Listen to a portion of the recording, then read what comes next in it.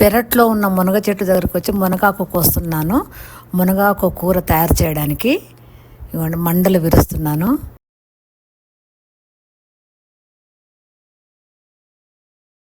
Hi friends, welcome to Dharani blogs. నేను ధరణి. ఈరోజు మన కిచెన్లో చూపించే రెసిపీ మునగాకు ఫ్రై. ఇప్పుడే నేను మన పెరట్లో ఒక మునగాకు నుంచి ఆకులు కోసుకొని వచ్చాను, మంచి కడిగి పెట్టుకున్నాను. ఈ మునగాకు ఆరోగ్యానికి ఎంతో మంచిది. వారానికి ఒకసారి ఈ మునగాకు తినాలి. అయితే ఈ మునగాకును ఎలా తయారు చేయాలో మీకు ఇప్పుడు చూపిస్తాను. మునగాకు కూరను తయారు చేయడానికి కావలసిన పదార్థాలు: మునగాకును ఇలా ఆకులుగా చేసుకొని 2-3 సార్లు కడిగి పెట్టుకున్నాను. పెద్ద సైజు ఉల్లిగడ్డ ఇలా కట్ చేసుకున్నాను. శనగపప్పు, కరివేపాకు, అల్లం వెల్లిగడ్డ పేస్టు, ఎండుమిరపకాయలు. ఈ పదార్థాలతోటి మునగాకు ఫ్రైని ఎలా తయారు చేయాలో మీకు ఇప్పుడు చూపిస్తాను. స్టవ్ వెలిగించుకొని ఒక వెడల్పాటి పాత్రను పెట్టుకుని అందులోకి కొద్దిగా ఆయిల్ వేసుకోవాలి. ఆయిల్ వేడైన తర్వాత అందులో ఆవాలు, జీలకర్ర, కట్ చేసి పెట్టుకున్న ఉల్లిపాయ ముక్కలు వేసుకోవాలి.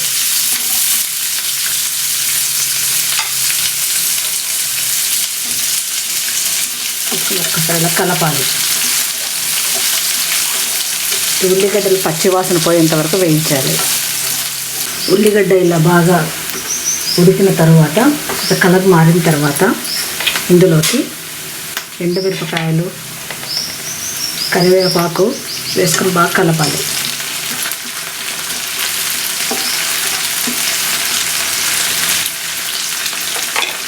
ఆ తర్వాత అల్లం వెల్లుల్లి పేస్ట్ వేసుకొని ఇది కూడా పచ్చి వాసన పోయేంత వరకు వేయించాలి ఈ ఆయిల్లో. ఉల్లిగడ్డ, అల్లం వెల్లుల్లి బాగా వేగింది. ఇప్పుడు ఇందులో శనగపప్పు వేసుకొని మరొక్కసారి ఇలా వేయించాలి. కొద్దిగా వేగిన తర్వాత శనగపప్పు ఇందులో మనం కట్ చేసి పెట్టుకున్న మునగాకును వేసుకోవాలి.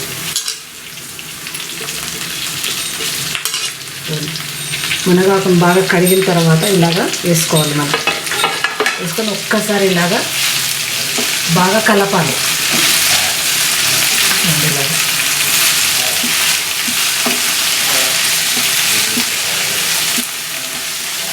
ఇందులోకి కొద్దిగా పసుపు,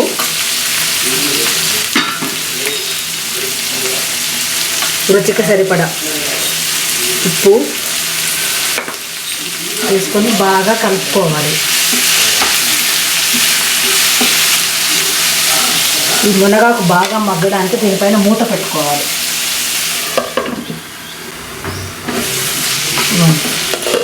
ఆయిల్లో బాగా మగ్గుతుంది.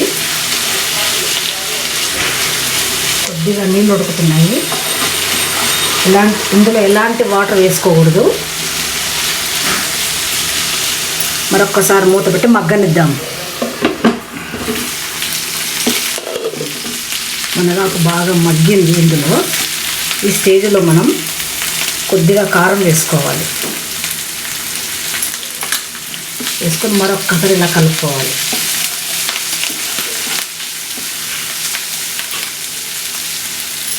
మరొక నిమిషం ఇలాగా మగ్గనిద్దాము. కారం వేసాం కాబట్టి.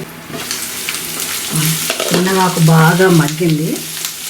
ఆకు కూడా బాగా ఉడికింది.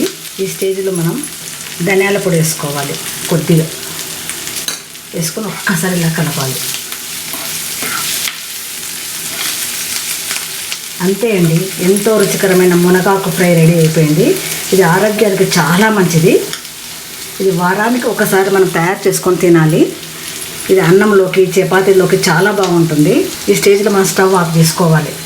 ఎంతో రుచికరమైన మునగాకు వేపుడు రెడీ అయింది. నేను తయారు చేసిన విధంగానే మీరు కూడా ఒకసారి ట్రై చేసి చూడండి, చాలా నచ్చుతుంది. చూసారు కదండి, మునగాకును ఎంత ఈజీగా సింపుల్గా తయారు చేసుకున్నామో. మీరు కూడా నేను తయారు చేసిన విధంగానే ఒకసారి ట్రై చేసి చూడండి. ఎలా వచ్చిందో కామెంట్ బాక్స్లో చెప్పండి. ఈ వీడియో మీకు నచ్చినట్లయితే లైక్ చేసి, షేర్ చేసి, సబ్స్క్రైబ్ చేసుకుంటే నేను పెట్టే వీడియోస్ నోటిఫికేషన్ రూపంలో మీకు చేరతాయి. మరో వీడియోతో మళ్ళీ కలుద్దాం. అంతవరకు బాయ్ ఫ్రెండ్స్.